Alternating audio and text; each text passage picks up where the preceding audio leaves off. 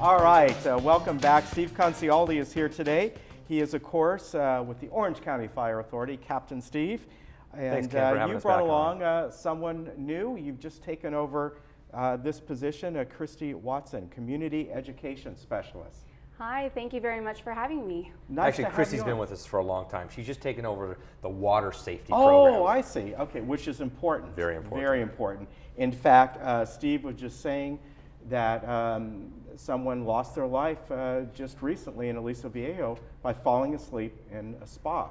Right, so again, this year we've had 81 drowning calls and 36 fatalities. They're all preventable, and this last one was, it was a lady in her 50s that was in the spa, just relaxing. The problem was she was by herself. So when whatever happened that caused her to go under the water, we're still unsure. Yeah. But there were some just good Samaritans on the third floor watching, and they saw her down there, and they just saw her kind of like looked like she was getting tired, and then just slip underneath the water. So they ran down as quick as they can from the third floor. They were able to pull her out, but when they pulled her out, she was already in full arrest. So they started CPR right away. Our firefighter paramedics got there quickly, performed great life-saving measures on her, but unfortunately she died at the hospital later on. Christy, one of the things that I know Steve has talked about before, that when we think of drownings, we normally think of children, which of course is obvious. But what we forget about is here's somebody, you'll find out what the cause is, but relatively young, 52. But the key is that they were in a spa, but they were by themselves. It doesn't matter how young or how old you are or how proficient of a swimmer you are. It's so important to make sure that you're always swimming with a buddy. With children, we emphasize adult supervision. But with adults and teenagers, high schoolers, and adults, you have to swim with a buddy. We never know when something's going to happen, whether it be an accident or some sort of emergency medical onset situation, where if somebody's there, they're able to call 911, pull you from the water, so that it hopefully can prevent a drowning.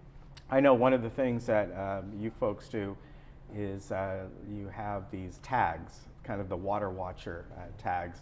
And when you're in a situation, maybe a family situation, everybody's over for a summer barbecue and they have a pool there, it's like having a designated driver. You have a designated water watcher that will watch the pool like a hawk for whatever length of time, and they pass it off to someone else. And when you have kids in the pool, that is really important, isn't it? Exactly. You said it perfectly. A designated driver, a designated individual to watch the water. It's so fast and so easy to become distracted, turn around and engage in a conversation, turn around, answer a text message, or just simply look away to grab something. And just within those few seconds, that's when something can happen. And it's amazing. This year, the drownings have been up, am I right? Right. And they're still ongoing. Right. So last year we had 73 total drowning calls. This year we've already had 81, so it surpassed that. And just one less fatality. Last year we had 37. We've already had 36 fatalities in Orange County. 17 of those fatalities have been people that are 50 or older. That's amazing. And again, the common denominator are adults alone in or around the water. Yeah, that's amazing, and it's sad because it's really 100% preventable. Exactly. It is. Everybody thinks of a drowning being loud, splashing, they're going to hear somebody screaming. In reality, a drowning is silent. They slip under the water and it's unnoticed. Yeah, I think just recently I heard that in a water polo match somebody went under the water, one of the kids, and was able to be saved I think, by the coach. So here where you had an expert swimmer in high school, and look what happened even there. Fortunately, there were a lot of people around, but still, they're playing water polo. It took them a little bit of time to notice that, but fortunately, everything turned out our way. Well, and when people are around, they could save your life. Just like Monday evening at Aliso Viejo High School, there was a basketball player during practice. He started not feeling well. He walked over to the sidelines and he collapsed right there. So when the coach immediately went up to him, he realized that he was having difficulty breathing, and then he stopped breathing. His heart had stopped. And so the coach immediately called 911, told the players to get another coach, which was practicing in the gym just next to it. There's a small gym and a big gym. and that coach ran over, grabbed an AED that was in there, and was able to rip open his shirt, apply the AED, and then defibrillate him. They continued CPR for about 2 minutes, and then he was able to start slowly coming around. As soon as our paramedics arrived on scene, they started advanced life support measures, and they were able to get a pulse back and a blood pressure, and he was starting to talk to them before they left for the hospital. That's, great news. Which is amazing. So it's the combination of somebody watching very closely to the water, and then people knowing CPR, knowing how to swim, and AEDs. These AEDs are valuable. This AED saved a life, and what was amazing was in 2007, right here in Laguna Hills, there was a cross-country match.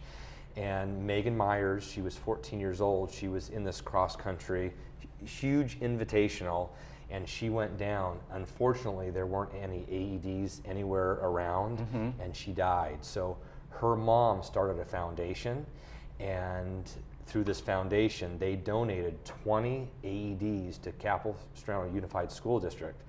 And one of those AEDs saved this boy's life the other night. I mean, that is just amazing how it comes just full circle. That's great news.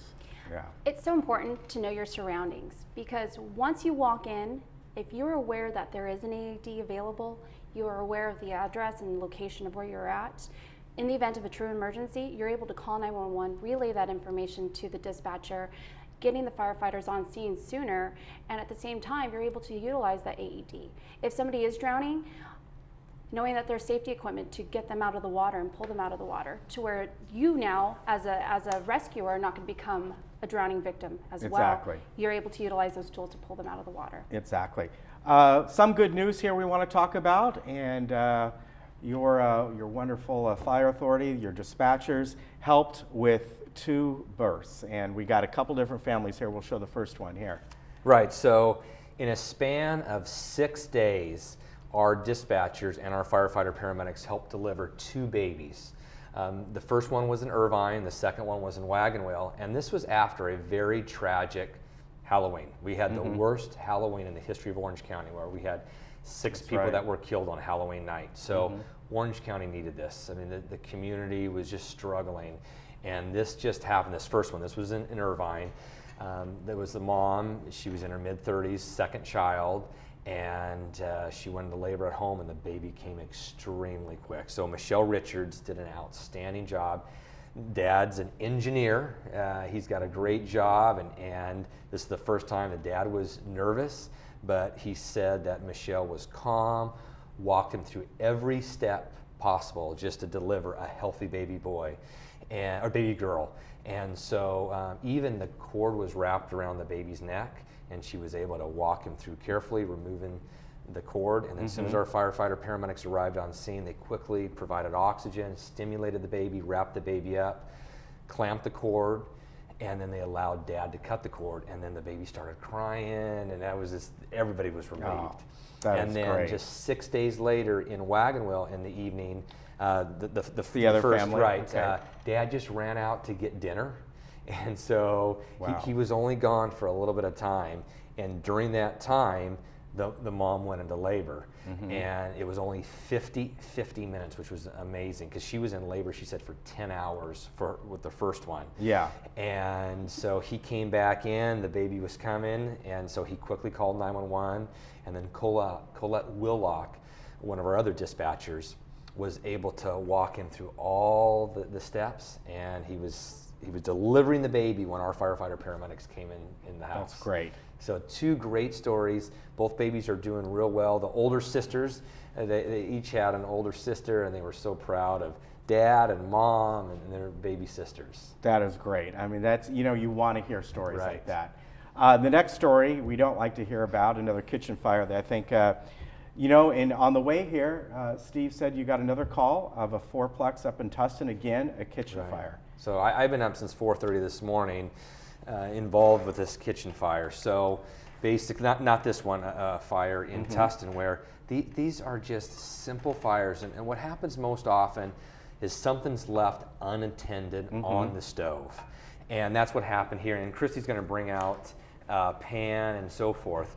But in this call last month in Laguna Woods, The resident was just warming up some oil, like is so common, and she just left and she started doing something else. What happened is the oil rapidly heats up, and if you're not watching it, can catch on fire, and quickly, as you could see, it got out of control. So she ran and grabbed some water, the faucet. Well, as soon as you put water on a grease fire, it just quickly spreads.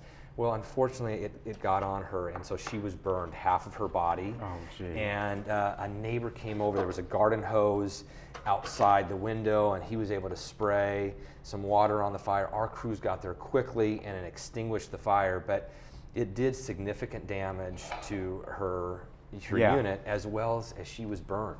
And she had to be transported to West Med Santa Ana and the burn center there. So we never want to put water on a grease fire. So we'll have Christy. Christy has a couple. Show me what you have here. So what I have here is a pan and a lid. Prepare yourself so that if there were to be an emergency, you're ready to act accordingly. If you experience a fire, turn off the stove. You're turning off the heat. Then, if it's safe to do so, grab the lid and slide it simply right up and over on top of the pan.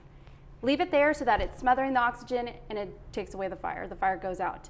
Now, what happens is a lot of people, they panic.